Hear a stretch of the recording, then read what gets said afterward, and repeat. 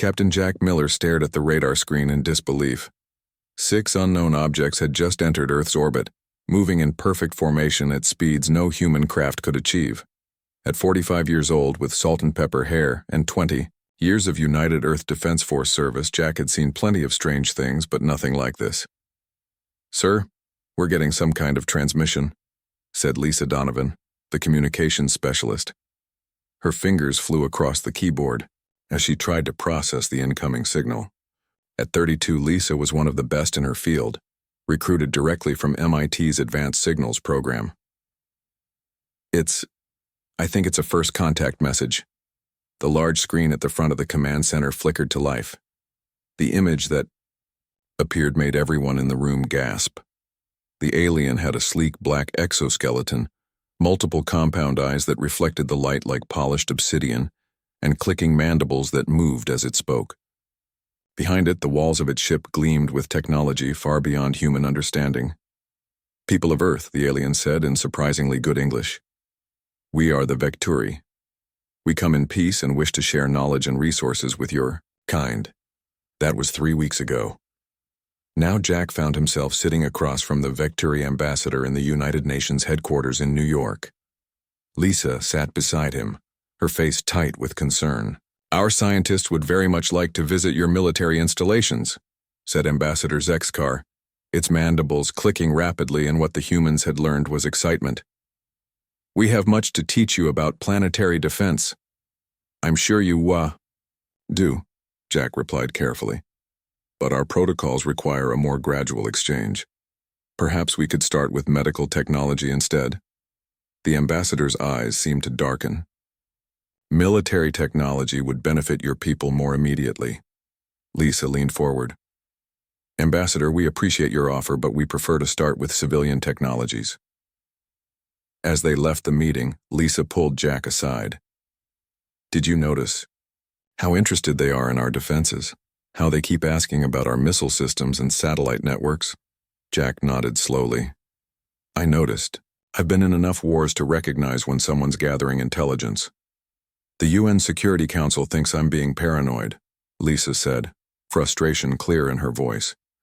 "They're so excited about alien technology that they're ignoring all the warning signs." Jack looked out the window at the huge Vecturi ship hovering over Manhattan. "Keep documenting everything. I'll talk to some old military contacts. Something isn't right here." 3 days later, Jack was awakened at 3 a.m. by his secure phone buzzing. It was General Howard, his former commanding officer. "Jack, we've lost contact with the lunar colony," the general said without preamble. "All communications went dark an hour ago. The UN is sending a delegation to ask the Vecturi if they know anything." "That's a mistake," Jack said, already pulling on his clothes. "We need to go to high alert now. The president won't authorize it. He's afraid of offending our new alien friends." Jack swore under his breath. "Then we need to prepare anyway, quietly." He called Lisa next. She answered immediately, as if she hadn't been sleeping. "I was about to call you. The Deep Space Radar Station in Australia picked up 20 more Vecturi ships entering the solar system. They told us they only had 6 ships. Jack said grimly. No, I'm sending you the data now. These aren't diplomatic vessels, Jack, they're warships." Jack spent the next 8 hours trying to convince anyone who would listen that Earth was in danger. Few did. The Vecturi had promised miracle cures for diseases, solutions to climate change, and faster-than-light travel. Most world leaders were too dazzled by these promises to see the threat. Lisa met him for lunch at a small diner away from the UN building. Her eyes were red from lack of sleep. "I've been analyzing their language patterns," she said, showing him her tablet. "There are inconsistencies in their translations. When they talk about sharing resources, the original Vecturi phrase is closer to harvesting resources. When they talk about cultural exchange, the original is more like species assessment." Jack felt a chill run down his spine.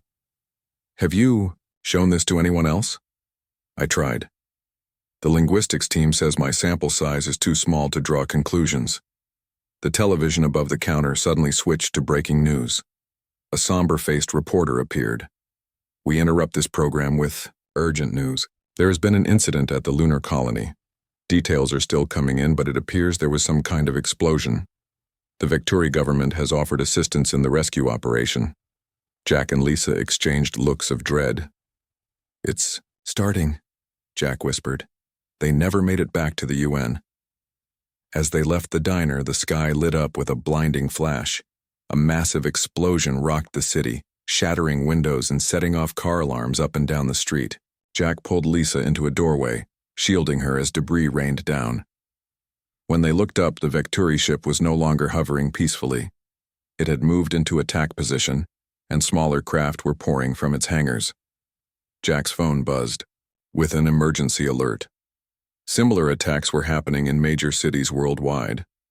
The lunar colony hadn't suffered an accident. It had been the first target in a coordinated invasion. We need to get out of the city, Jack said, pulling Lisa toward the subway.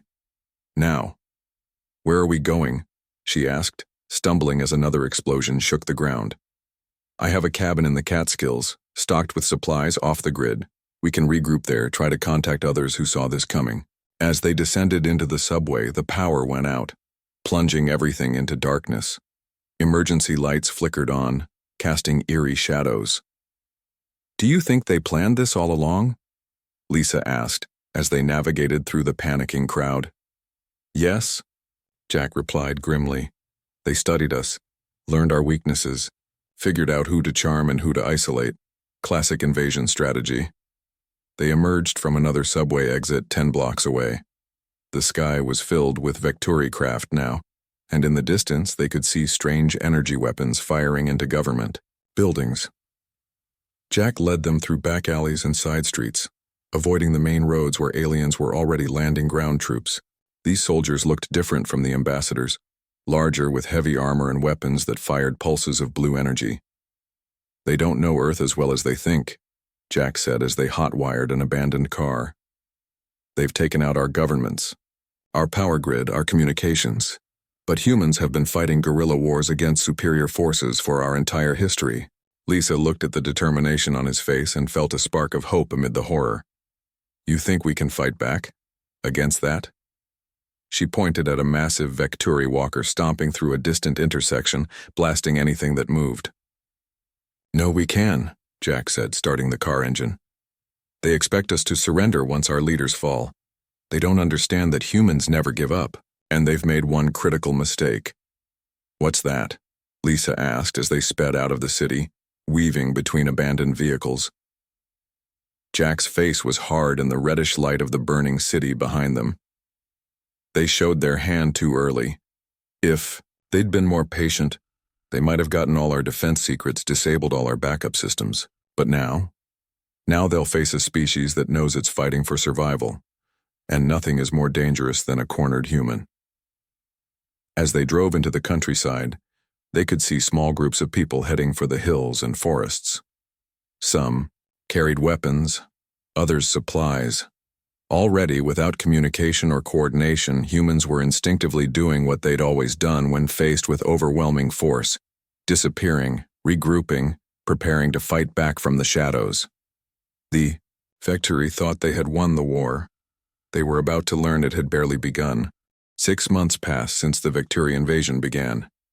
The Catskill Mountains were covered in a light dusting of early winter snow. Inside a well-hidden cabin, Jack Miller cleaned his rifle while Lisa Donovan studied a hand-drawn map spread across a wooden table. The cabin had become their base of operations and a gathering point for other survivors. The aliens have set up another supply depot here, Lisa said, marking a spot on the map. According to our scouts, they're bringing in more of that terraforming equipment. Jack nodded. Their group had grown from just the two of them to nearly 30 people. Some were former military like Jack. Others were civilians with useful skills. All were committed to fighting back against the alien invaders. How many guards? Jack asked. That's the interesting part, Lisa replied. Only 6. They still don't expect resistance this far from the cities. A knock at the door made them both reach for weapons, but the pattern, 3 quick taps, a pause, then 2 more, identified the visitor as one of their own.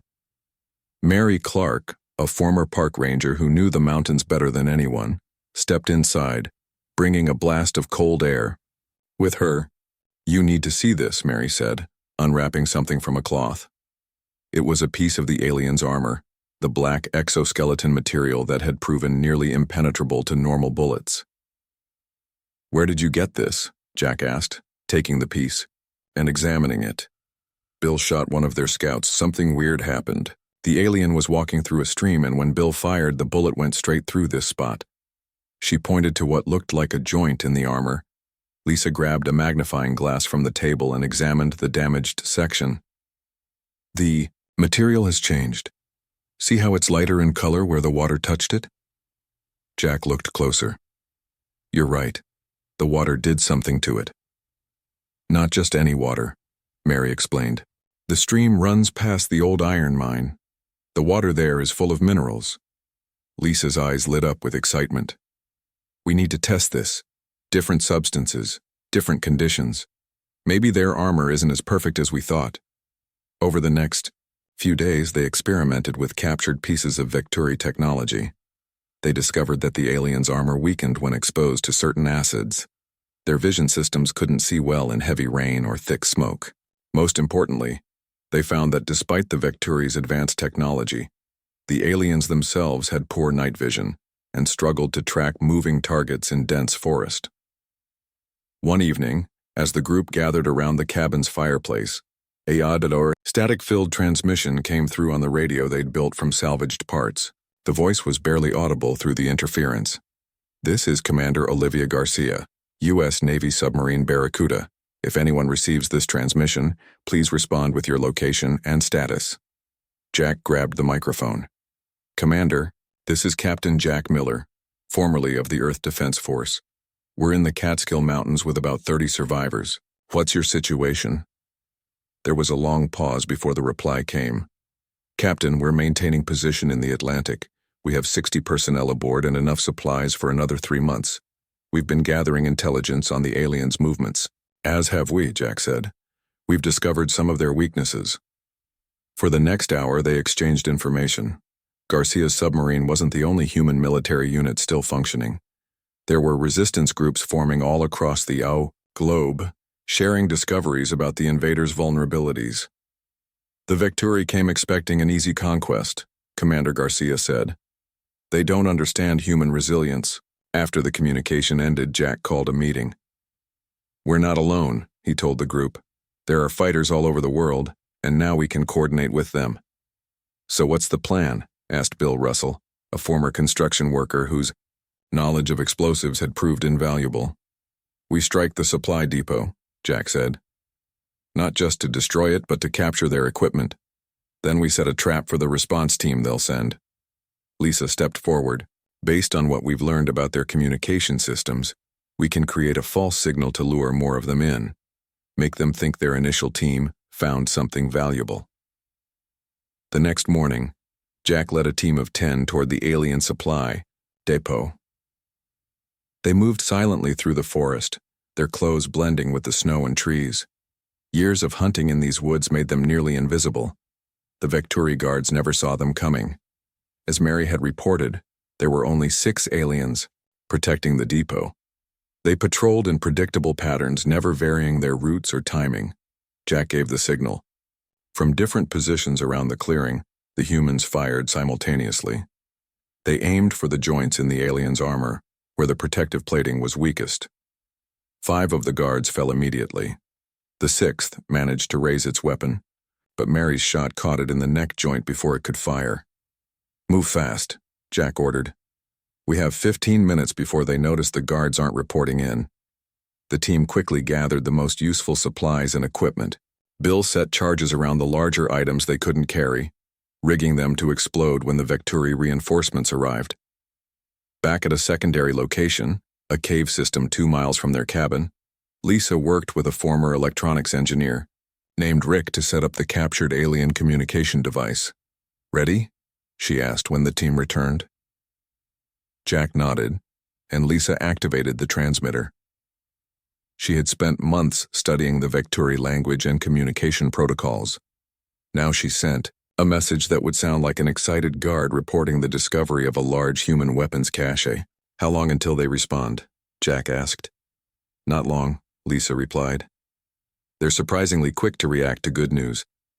Sure enough, within 20 minutes, their lookouts reported a large Victuri transport heading toward the supply depot.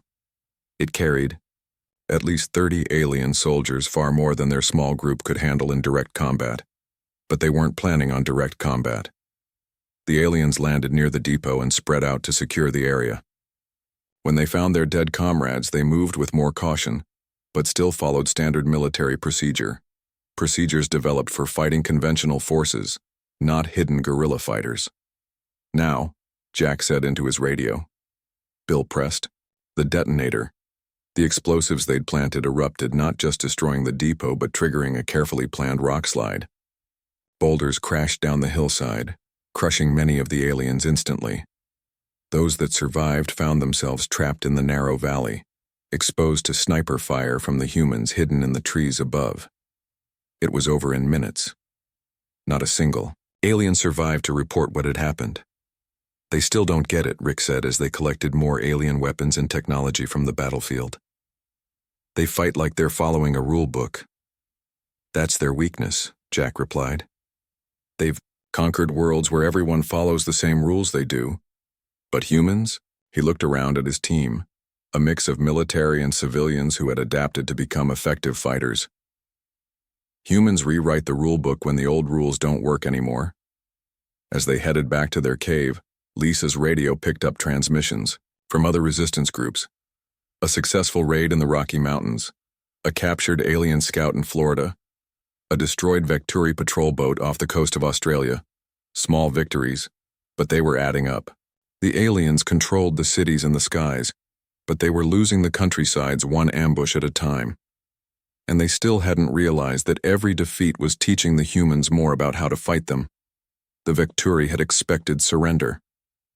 Instead, they were getting a master class in guerrilla warfare from the most adaptable predator species Earth had ever produced.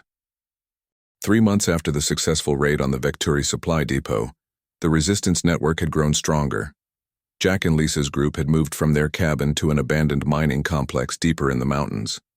The old mine shafts provided better protection from alien scanning technology and more space for their expanding operation. Lisa sat at a makeshift communications center built from a mix of human and alien technology. Thanks to their growing understanding of Victuri systems, she could now intercept and decode most of the aliens' transmissions. Jack, you need to hear this, Lisa called out, her voice urgent. She adjusted the dials on her equipment as Jack approached. What is it? He asked, leaning over her shoulder. The Victuri are bringing in a second wave. Not soldiers this time, civilians, families. They're starting to colonize. Jack's expression darkened. They think they've already won. There's more, Lisa continued. I've picked up transmissions from other resistance groups. The pattern is the same everywhere. The aliens control the cities but can't secure the countryside. They've lost hundreds of patrols to ambushes like ours. Rick entered the communications room, carrying a device he had been working on. At 52, the former electronics engineer had become their technical expert, reverse engineering alien technology. I've got something, he said, placing the device on the table. It looked like a mix of human radio parts and the shimmering components they'd salvaged from Victuri equipment. It's a signal jammer. Should disrupt their communications within a 2-mile radius. Good work, Jack said. We'll need it for what's coming next. Later that day, Jack called a meeting in the main chamber of the mine. Their group had grown to nearly 50 people now, including several families who had escaped from Victuri-controlled cities. Among them was Dr. Alan Foster, a physicist who had been working at a research facility when the invasion began. The Victuri are bringing colonists, Jack announced to the gathered crowd. They believe they've subdued us enough to start settling permanently. How many? Mary asked from the back of the room. According to the transmissions Lisa intercepted, thousands, Jack replied. They're planning landings in multiple locations, around the globe, including one just 60 miles from here in the Hudson Valley. Dr. Foster stepped forward. I've been studying the equipment we captured. Their ships use a very specific type of navigation system. It's accurate in space, but once they enter the atmosphere, they rely on ground-based beacons to guide them to exact landing coordinates. Could we interfere with those beacons? Jack asked. Dr. Foster smiled. Better. We could replace them with our own. Feed them false coordinates. A murmur of excitement spread through the group. For months they had been fighting a defensive war, striking when they could but mostly focused on survival. Now they had a chance to take the initiative. Jack outlined the plan. They would locate and replace the Vecturi landing beacon, then set a trap at the new coordinates. It would be the largest operation any of them had attempted since the invasion began. We'll need help, Lisa pointed out. More people than we have here. That's why I've been in contact with other resistance groups, Jack said. There's a larger cell operating out of the old military bunker near West Point. They have nearly 100 fighters and more weapons. Between us, we might just pull this off. 2 days later, Jack led a small team to meet with the West Point resistance. They traveled carefully, avoiding roads and open areas where Vecturi patrols might spot them. The journey took twice as long as it would have before the invasion, but they reached the meeting point without incident. Colonel Sam Dawson greeted them at the entrance to the bunker. He was a tall man with a shaved head and a scar running down one side of his face. Captain Miller, he said, shaking Jack's hand firmly. Good to meet someone from the old Earth Defense Force. Likewise, Colonel, Jack replied, though I think military ranks don't mean much these days. Dawson nodded. True enough. We're all just survivors now. He led them inside the bunker, which had been converted into an impressive base of operations. Your message mentioned a plan to disrupt a Vecturi landing. I'm interested. Jack explained Dr. Foster's discovery about the navigation beacons and their plan to redirect a colony ship into a trap. Bold, Dawson said when Jack finished. But I like it. What do you need from us? Fighters, weapons, and any heavy explosives. You can spare, Jack said. We need to make sure that when this ship lands, none of those colonists make it out alive. Dawson studied him for a moment. You know, before all this started, I might have had moral qualms about targeting civilians. But these aren't just civilians, are they? They're the next phase of an invasion. Exactly, Jack said grimly. They're coming to take our planet, to make it their planet. We can't let that happen. Over the next week, the two resistance groups worked together to prepare the operation. Dr. Foster and Rick built a fake navigation beacon that would broadcast the landing coordinates they wanted. Lisa continued monitoring Vecturi communications, gathering intelligence on the colony ship's approach. The ship will enter Earth's atmosphere in 3 days, she reported during their final planning meeting. It's carrying approximately 400 colonists, including their equivalent of children. They also have terraforming equipment designed to alter our environment to suit their biology. Where are they supposed to land? Dawson asked. Lisa pointed to a spot on their map. Here, in this valley. It's been cleared of human settlements and prepared with initial housing structures. And where will we send them instead? Jack asked. Dawson indicated another location. This quarry. It's surrounded by high rock walls on 3 sides. Perfect for an ambush. My people have already begun setting up firing positions and planting explosives. On the night before the operation, Jack couldn't sleep. He sat outside the mine entrance looking up at the stars. Lisa found him there and sat beside him. Having doubts? She asked quietly. Jack sighed. Not about whether this is necessary, but about whether it's enough. Even if we destroy this one ship, they'll send more. One battle at a time, Lisa said. Besides, this isn't just about destroying a ship. It's about sending a message, showing them that Earth isn't the easy conquest. They thought it would be. You're right, Jack nodded. And we've learned something important about the Vecturi. They don't adapt quickly. They follow patterns. They expect us to do the same. That's their weakness, Lisa agreed. They've never encountered a species that fights the way we do. The day of the operation arrived. Teams were positioned around the quarry, hidden among rocks and trees. The fake beacon was activated, broadcasting its false coordinates. All they could do now was wait. At midday they saw it. A massive Vecturi colony ship larger than their warships, descending slowly through the clouds. Its oval shape gleamed in the sunlight as it followed the beacon's signal directly toward the quarry. They don't suspect a thing, Dawson whispered from his position next to Jack. Not even a patrol flyover to check the landing zone first. Overconfidence, Jack replied. They still think they've won. As the huge ship lowered itself into the quarry, settling precisely where they wanted it, Jack raised his hand ready to give the signal that would trigger the ambush. Hundreds of human fighters watched silently, weapons ready. The Vecturi were about to learn a painful lesson about humanity's refusal to be conquered. The massive Vecturi colony ship settled into the quarry with a low hum. Dust swirled around its landing struts as the engines powered down. Jack watched through binoculars from his position on the ridge. Around him, nearly 200 resistance fighters waited silently among the rocks and trees. "Hold," Jack whispered into his radio. "Wait until they open the main doors." For several minutes nothing happened. Then with a hiss of escaping air, a seam appeared in the side of the ship. The door slowly lowered to form a ramp. "Get ready," Jack said. "Remember, aim for the joints in their armor."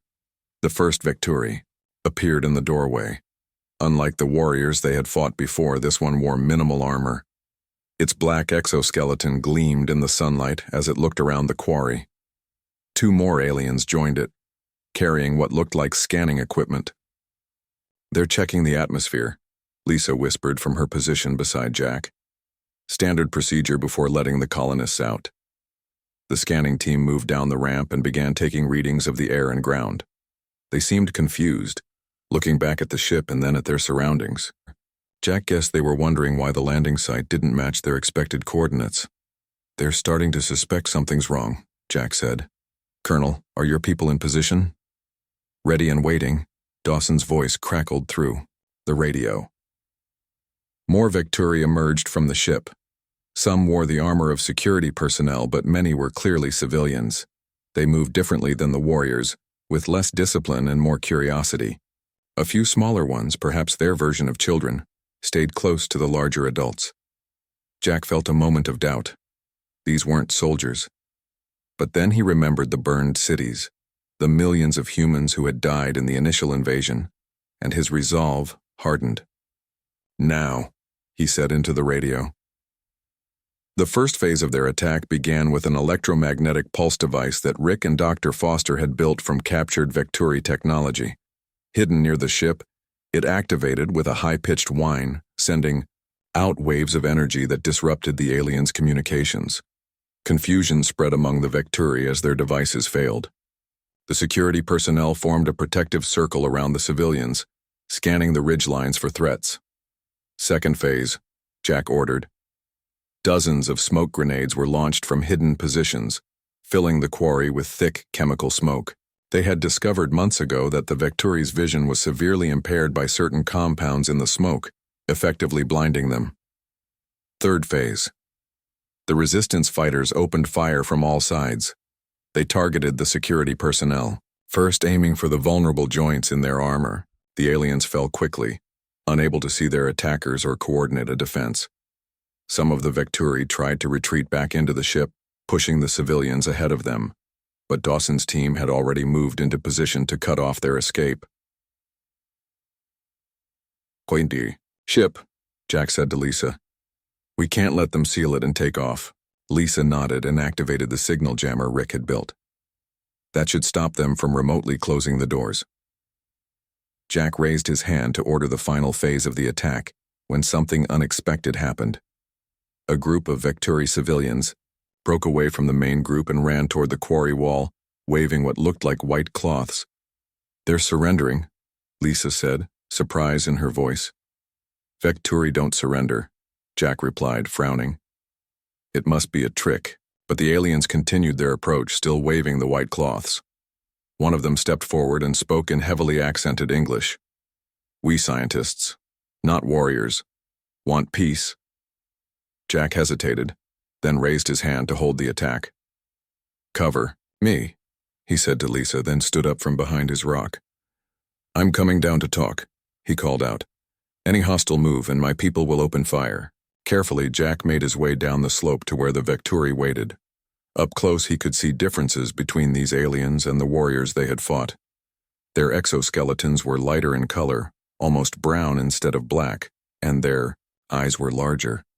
"Why should I believe you want peace?" Jack asked when he reached them. The lead alien lowered its head in what might have been a gesture of submission. "We scientists study planets, not want war. Military leaders lie to us." "Say humans welcome us," Jack studied the alien skeptically. "You expect me to believe you didn't know this was an invasion?" "Many not know," the alien insisted. "Told Earth empty of intelligent life. When see truth some object, some punished." It made a cutting motion across its neck that was disturbingly human-like. Before Jack could respond, his radio crackled to life. "Jack, we've got movement on the ridge to the north," Dawson's voice warned. "Looks like a Vecturi response team. They must have detected the ship's distress signal before we jammed." Jack looked at the alien scientist. "Is there anyone else on your ship who thinks like you?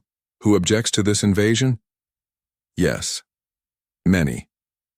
Mostly science team, some ship crew." Making a quick decision, Jack pointed to the ship.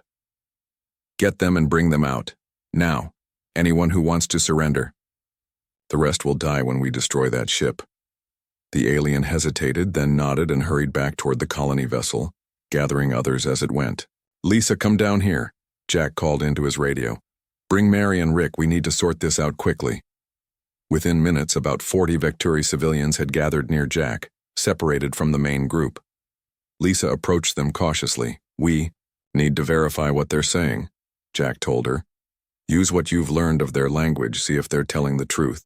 As Lisa began questioning the aliens, Dawson's voice came through the radio again. "Whatever you're doing down there, hurry it up. The response team is almost here. At least 3 attack ships." Jack made his decision. "Get these cooperating aliens into the mine tunnels," he ordered Mary. "The rest of the plan proceeds as scheduled." As Mary led the surrendering Vecturi away, Jack returned to his position on the ridge. The remaining aliens were still trapped in the quarry, disoriented by the smoke and cut off from escape. "Final phase," Jack ordered into his radio. The explosives they had planted around the quarry detonated in sequence, bringing down tons of rock onto the colony ship and the aliens outside it. At the same time, a barrage of fire from the resistance. Fighters eliminated any survivors. The ground was still shaking when the first Vecturi attack ship appeared overhead. It hovered above the destroyed colony ship, as if unable to comprehend what it was seeing.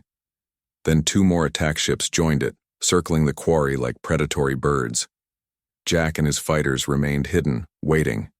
"They don't know what to do," Lisa whispered. "Their rulebook doesn't have a chapter on this scenario." After several minutes of observation, the attack ships began firing indiscriminately into the rubble and surrounding areas. But the resistance fighters were already retreating through pre-planned escape routes, taking their surrendered prisoners with them. By nightfall, they had reached the safety of the mine complex. The scientist aliens had been separated and were being questioned by Lisa and Dr. Foster. So far, their story seemed consistent. Not all Vecturi supported the invasion, and many civilians had been misled about conditions on Earth. "This changes things," Jack said to Dawson as they watched the questioning. "We might have allies among the enemy." Dawson nodded slowly. "Information is just as valuable as destroyed ships. If these scientists really want to help us, they could tell us everything about Vecturi weaknesses, their command structure, their plans, and send a message back to their homeworld," Lisa added, joining them. "Let them know that Earth isn't the easy conquest their military claimed it would be." Jack looked at the aliens, considering the possibilities. "Today we destroyed 1 colony ship, but with their help, we might be able to do much more." For the first time since the invasion began, Jack felt something he had almost forgotten: hope. 2 months after the quarry ambush, the war against the Vecturi had changed dramatically. The resistance movement had grown from isolated groups into a coordinated global network. Jack sat in what had once been the mine's office, now converted into a command center. Maps covered the walls, marked with Vecturi installations and human resistance strongholds. Kren, the lead Vecturi scientist who had surrendered, entered the room. Over the past weeks, the alien had proven the truth of his claims. He and the other scientist defectors had provided invaluable information about Vecturi technology, biology, and military strategy. "The transmission equipment is ready," Kren said, his English much improved after weeks of practice. We can send message to my colleagues on Homeworld. Jack nodded. Good. Lisa is finishing the final draft now. The plan they had developed was bold. Using equipment salvaged from the destroyed colony ship, they would send a message directly to the Vecturi homeworld. Not to their military command, but to the scientific community that Kren insisted was increasingly opposed to the invasion. Lisa entered carrying a tablet. I think we've got it, she said. Clear, concise, and with enough evidence to be convincing. Let's hear it, Jack said. Lisa began reading. To the scientific community of Vecturi Prime, we are the humans of Earth. Your military has told you we are primitive and nearly defeated. This is false. We send this message with the help of your colleagues who have joined our resistance. Attached are files showing the destruction of your colony ships and military installations across our planet. We do not wish to destroy your people, but we will never surrender our world. We propose direct communication to end this conflict before more lives are lost on both sides. It's good, Jack said when she finished. But will they believe it? Kren's mandibles clicked in what they had learned was a sign of certainty. With evidence files, yes. Scientists value truth. Military kept many facts hidden. This will cause disruption. That's what we're counting on, Jack replied. Enough disruption to buy us time for the next phase. The next phase was already underway. Using information from Kren and the other defectors, resistance groups around the world were targeting specific weaknesses in Vecturi technology. They had discovered that certain human-made electromagnetic pulses could disable their ship's navigation systems. A specific frequency of sound could disrupt their communication networks. Most importantly, they had learned that the Vecturi High Command was located in a single massive ship orbiting Earth. Colonel Dawson entered the command center, followed by Dr. Foster. The strike teams are in position, Dawson reported. Ready? To hit all 6 targets simultaneously. And the capture team? Jack asked. Waiting for the signal. The shuttle is fueled and ready. Jack looked around at the diverse group that now led the human resistance. Scientists and soldiers, civilians who had become warriors, and even aliens who had chosen to side with humanity. It was a far cry from the frightened band of survivors, who had hidden in a cabin after the initial invasion. Let's do it, he said. Send the transmission, then launch the attacks. Lisa and Kren left to operate the communication equipment. Jack turned to the others. We may only get one shot at this. If anything goes wrong, it won't, Dr. Foster interrupted with confidence. The math is solid. The plan is sound. Jack smiled at the scientist's certainty. Then let's go watch humanity take back its planet. They moved to the communications room, where Lisa and Kren were finalizing the transmission. With a nod from Jack, Kren pressed a sequence of controls on the alien device. Lights flashed as the message beamed toward the stars. Now we wait, Lisa said. They didn't have to wait long. Within hours, their monitoring equipment detected unusual activity among the Vecturi ships in orbit. Communication patterns changed. Several ships moved from their standard positions. They received it, Kren said, analyzing the data. There is confusion in the command structure. Perfect time for Phase 2, Jack said and gave the order. Across the globe, resistance teams launched coordinated attacks on key Vecturi installations. Unlike previous guerrilla strikes, these were precisely targeted to cause maximum disruption with minimum force. Power generators were disabled. Communication relays were destroyed. Supply lines were cut. But the most critical mission was happening, in orbit. Using a captured Vecturi shuttle and the access codes provided by the defectors, a small team led by Mary had launched from a hidden facility in the Arctic. Their target, the Vecturi command ship, Jack, Lisa, and the others gathered around the communication equipment, listening to the mission's progress through a secure channel. Approaching target. Mary's voice came through, tense but controlled. No challenges yet. Kren's codes are working. Minutes passed in tense silence. We're in, Mary reported. Proceeding to the central command deck. More minutes passed. We have him? Mary's voice finally came through, excitement breaking through her professional tone. Repeat. We have captured the Vecturi High Commander. A cheer erupted in the command center. Jack allowed himself a moment of celebration before focusing again. "Get them back here fast," he ordered, before the Vecturi realize what's happened. Over. The next 24 hours, the Resistance watched as confusion spread through the Vecturi forces. Without central coordination, their rigid command structure began to falter. Some ships withdrew to defensive positions. Others launched ineffective counterattacks against targets the humans had already abandoned. When the shuttle returned with the captured High Commander, Jack was waiting. The alien was taller than the others, with elaborate markings on its exoskeleton. That signified its rank. It stood defiantly as it was brought before Jack. "Your resistance is futile," the commander said in perfect English. "The Empire will send more ships, more warriors." Jack smiled coldly. "That's what you don't understand. Every ship you send will face the same fate. You fight according to rules. We fight to survive." He gestured to Lisa, who activated a large screen showing live feeds from around the world. Vecturi installations in flames, alien ships crashed in fields and forests, resistance fighters moving freely through areas that had once been under enemy control. "And now," Jack continued, "your scientists on your homeworld have seen the truth. Your civilians know this isn't the easy conquest you promised them. How long before they question why so many are dying for a planet they don't need?" For the first time, the commander seemed uncertain. "We offer you a choice," Jack said.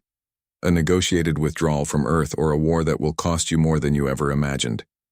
We're not the primitives you thought we were. We're humans. We've spent our entire history fighting against stronger enemies and surviving against impossible odds."